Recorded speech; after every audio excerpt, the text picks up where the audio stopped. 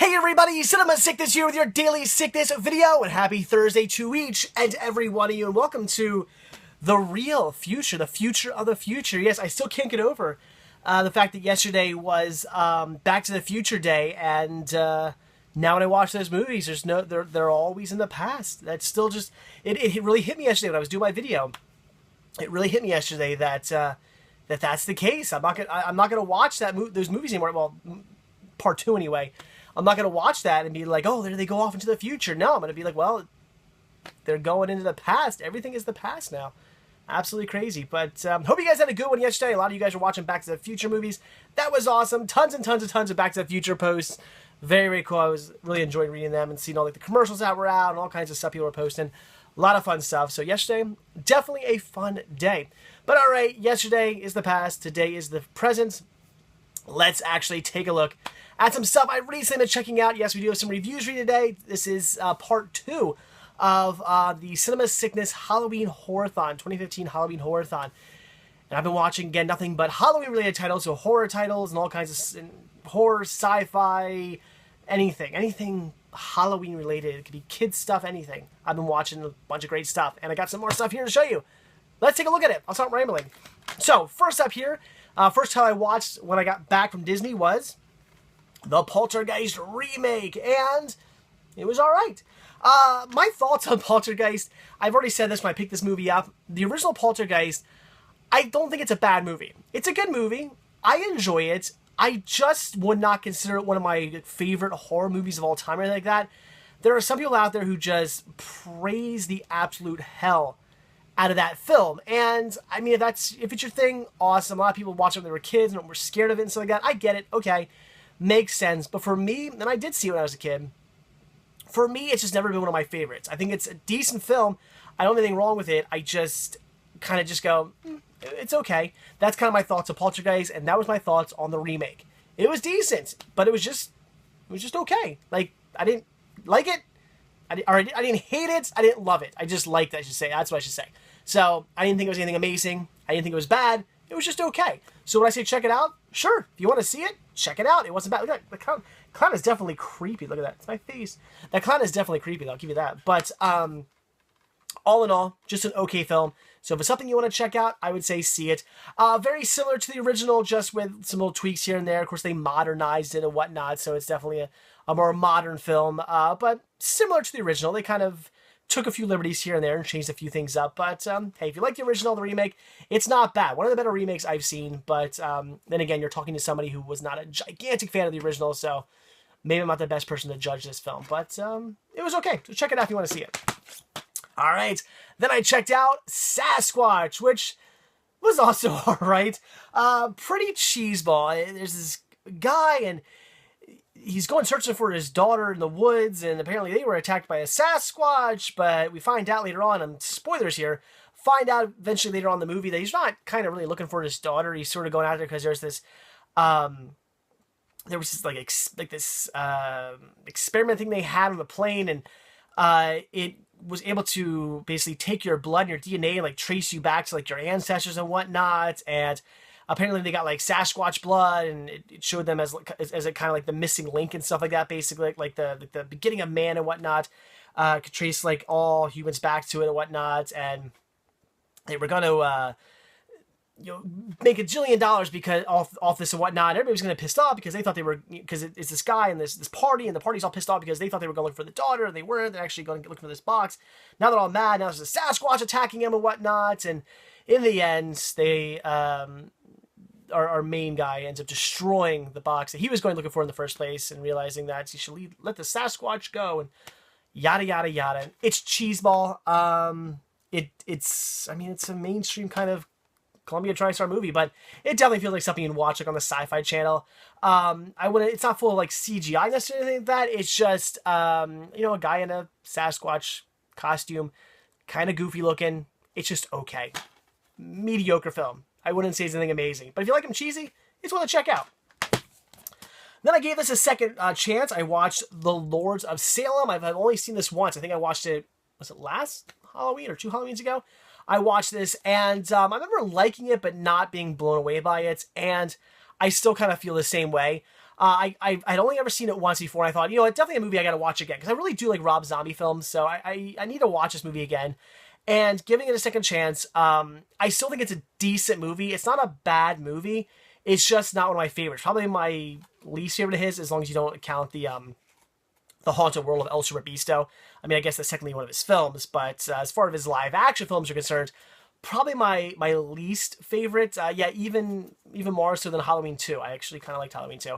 I would say this is my least. It's a decent story, but I guess I've never really been into like witch stories all that much. I don't know if I've ever really seen a really good movie about witches. I'm talking like super horror movie. I don't mean like like Disney or like that.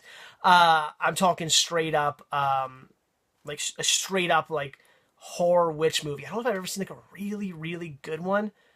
I can't think of anything off the top of my head. I mean, I'm sure there's got to be one out there. Maybe I've seen one, but off the top of my head, I can't think of a really good like scary horror witch movie. I mean, I've seen good witch movies for like kids and stuff like that, but never never one that I thought was like really scary or like really got to me or anything like that. It's same thing with like voodoo. I'm never really scared of like voodoo all that much. So hopefully someday I'll see like a really good scary voodoo movie, and maybe someday I'll see a really good scary witch movie. I don't know. I think witches should be easy to do.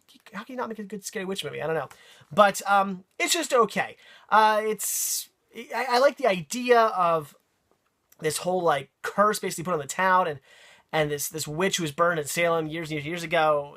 She's come back and like getting her revenge on like the ancestors of the people who were involved in like killing her and stuff like that. I like that. It's interesting how it all comes together and whatnot. And I love the characters in the movie. It's definitely a decent watch. It's fun, but it's very artsy. It's a bit slow, which is okay by me, not a problem. It's just not really scary. It's just kind of one of those movies I watch and go, okay. I mean, not that the Halloween movies necessarily scare me, but I can get into them more. And of course, House of Thousand Corpses and Devil's Rejects, I definitely get into those movies. They're amazing. So, just okay. But a decent movie. I would say check it out. If you like Rob Zombie movies, it is one worth seeing. This movie, it seems to have a very, it's very 50-50. People seem to either really like it or really hate it. I'm kind of in the middle, though. I don't love it, I don't hate it, but it's a decent movie, so check it out. All right, then some Yui Ball here with BloodRayne 1, 2, and 3. Yeah, I checked them all out. Oh, Yui Ball. So many people just come down to him and just completely trash him, and I don't get all the hate. I hear he's a complete a-hole, and if that's the case, then personality-wise, fine. Don't like him because of his personality. It's fine, but I'm talking straight up his movies. I'm not judging him on his personality. I don't know the guy personally. Maybe he is an a-hole. Maybe he's not. Maybe he's the coolest guy in the world. I don't know him personally, so I can't say. But judging him solely based on his movies and judging, giving him credit on his movies, I actually like his films. They're not horrible. And people say these are the worst movies they've ever seen, to which my reply usually is, you need to see more movies then. Because I've seen lots of movies that are so much more terrible. Like Sasquatch was worse than these movies. I've seen movies that are so much worse than Yui Ball movies. Everything I've seen thus far, I tend to enjoy to some extent. They're not great movies. I'm not saying that. They're definitely cheesy. They're definitely low budget. They're definitely B films. But in the end, they're not like absolutely horrible films. They're okay.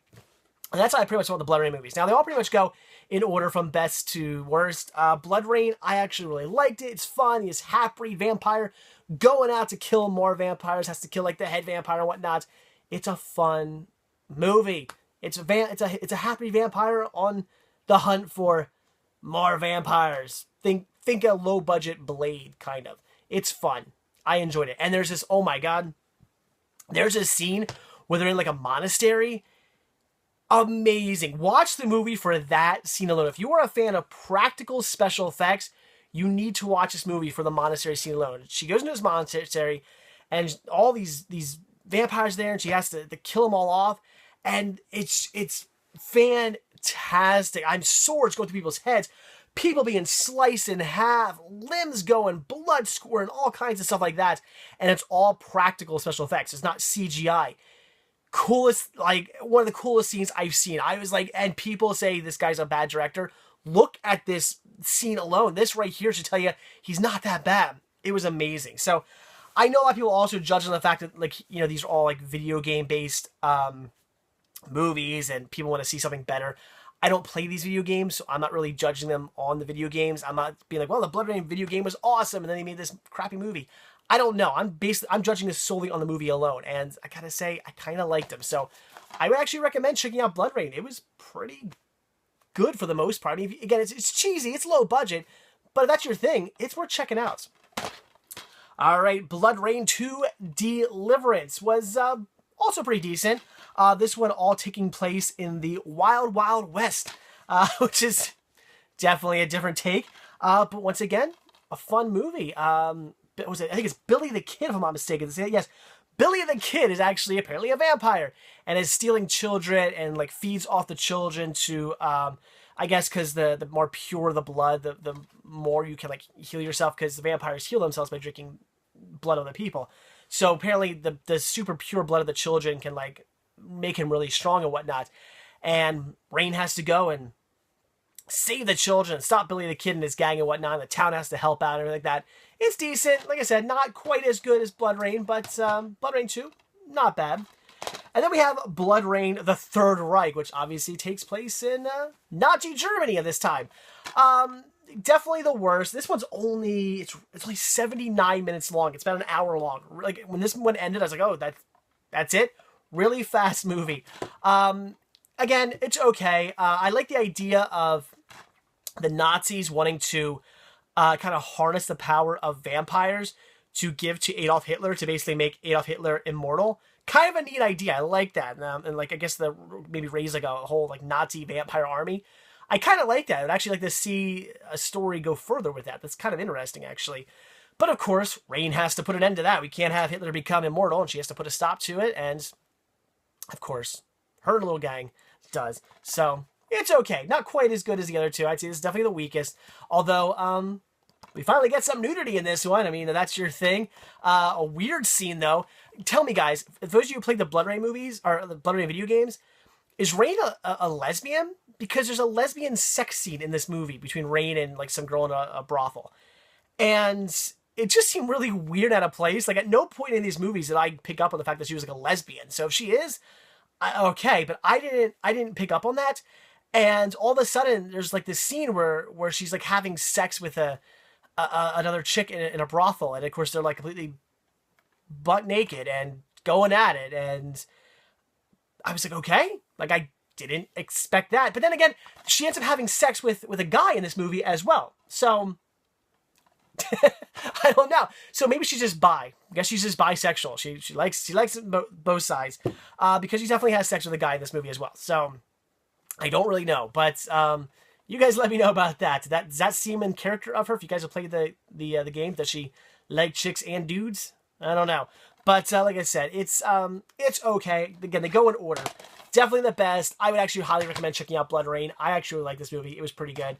BloodRayne 2, not bad. It's vampires. It's the West. It's okay. I actually like that one as well.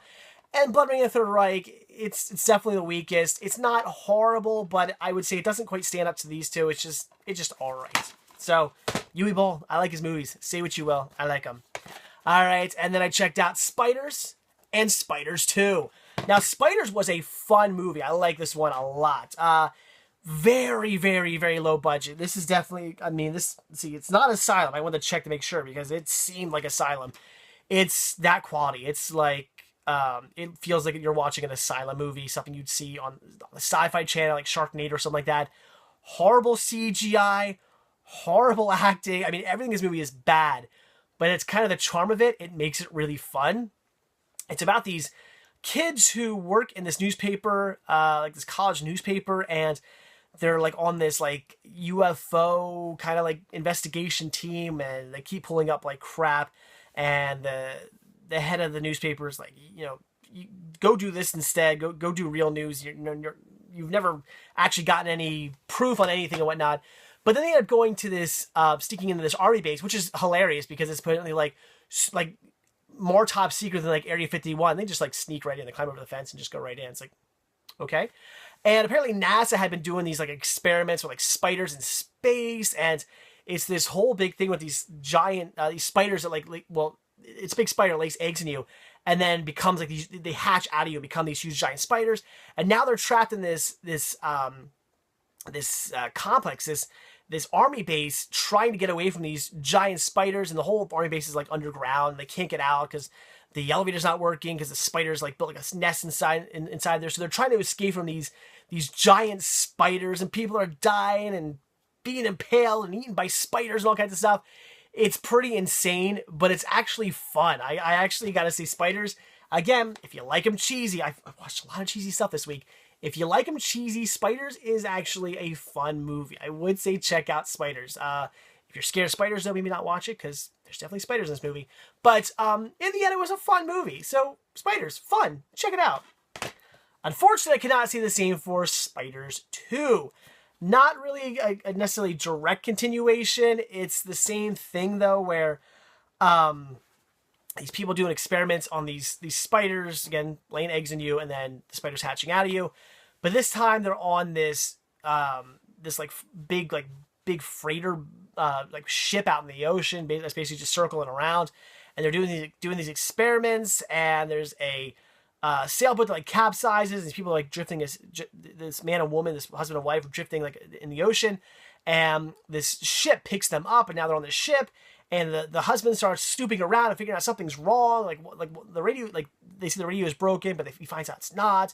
And then he finds out like they're doing experiments, and starts going crazy. But the wife is like, no, that's not happening. But they end up deciding to use the husband as part of like one of the experimental people, where he's playing with the spider and it's going to hatch.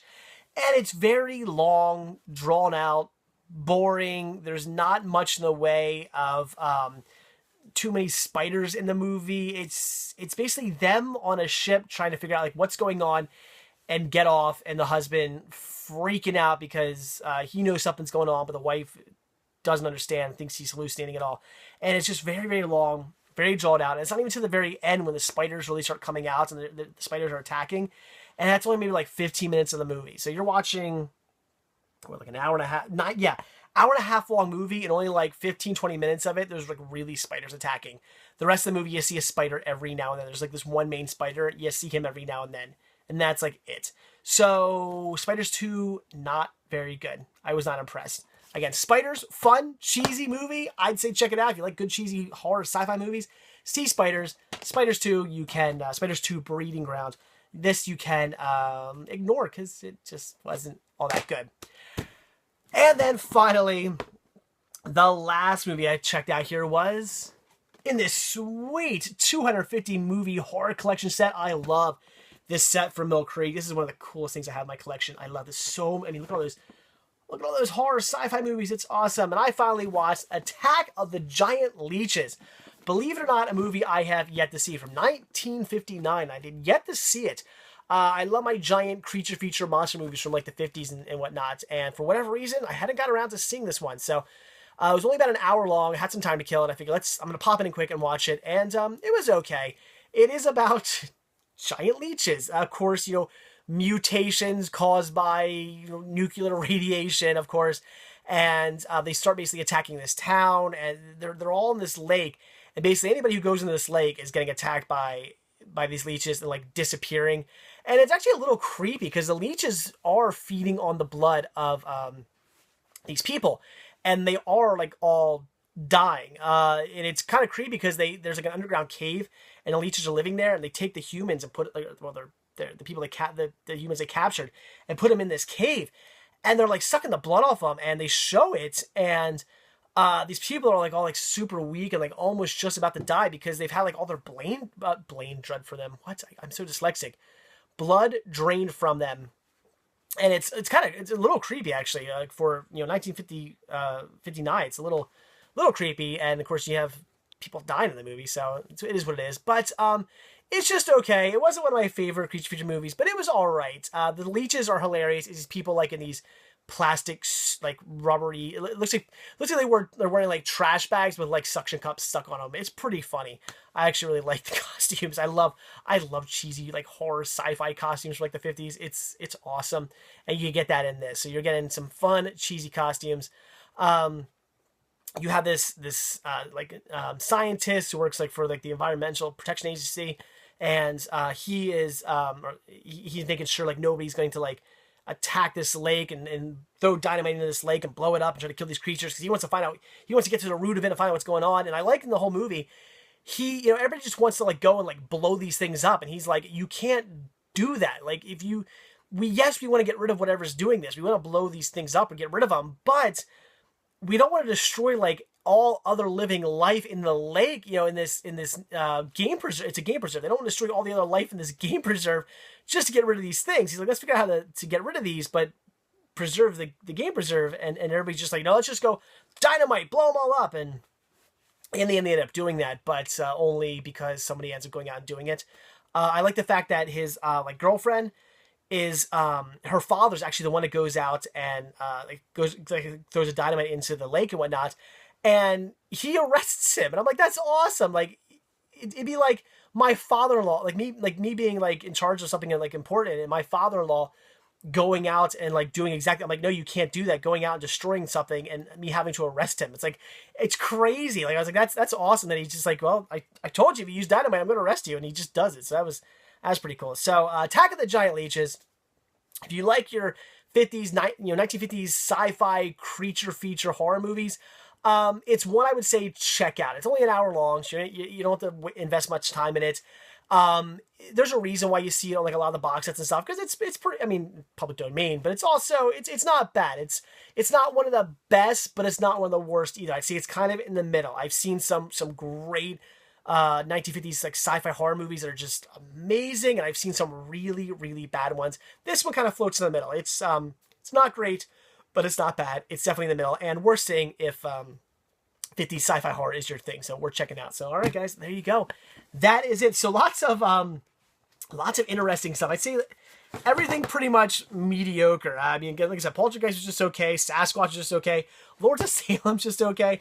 The BloodRayne movies, I mean, I did really like the first one, but all in all, they're just okay movies.